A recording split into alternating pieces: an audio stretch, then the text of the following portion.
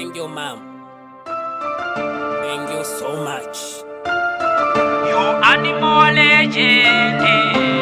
AK Badman voice. AK Badman voice.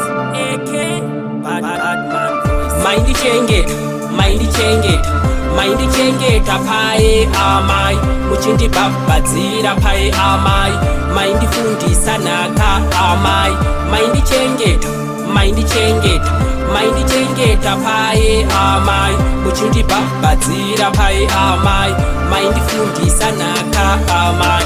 Ndakaona kukosha kwenywa mai, kusina mai uko akuendwe. Nguva ya maindipa yambiro, muchindipa futi idzo simbiso. Mulaifi andaisaizwa zvishomezvozvo mbaingoswisa skwisa. Laifi ayaisiza amai mai miramira. Maindichengeta, maindichengeta, maindichengeta pae amai. Muchindibhabhadzira pae amai. Maindifundisa naka amai. Maindichengeta, maindichengeta, maindichengeta pae amai. Muchindibhabhadzira pae amai. Maindifundisa naka amai. Amai makakosha, rudo rwenyu uro izarakosha. Amundirase laifi painokosha, munoshingirira kundiendesa kugwazha. Kunyange pakaoma munomiramira, muchiramba muchikavira bhora kumberi. Rudo rwenyu rwakatangira muchine mimba, ndava zilejendi mai ndava kuimba.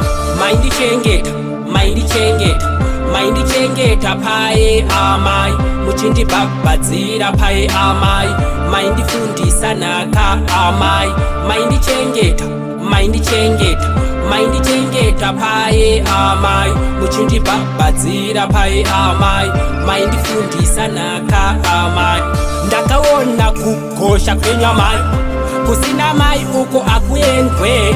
Nguva ya maindipa yambiro, muchindipa futi idzo simbiso.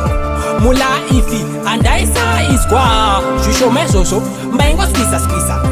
Laifi ayaisiza amai mai miramira. Maindichengeta, maindichengeta, maindichengeta pae amai. Muchindibhabhadzira pae amai. Maindifundisa naka amai. Maindichengeta, maindichengeta, maindichengeta pae amai. Muchindibhabhadzira pae amai. Maindifundisa naka amai.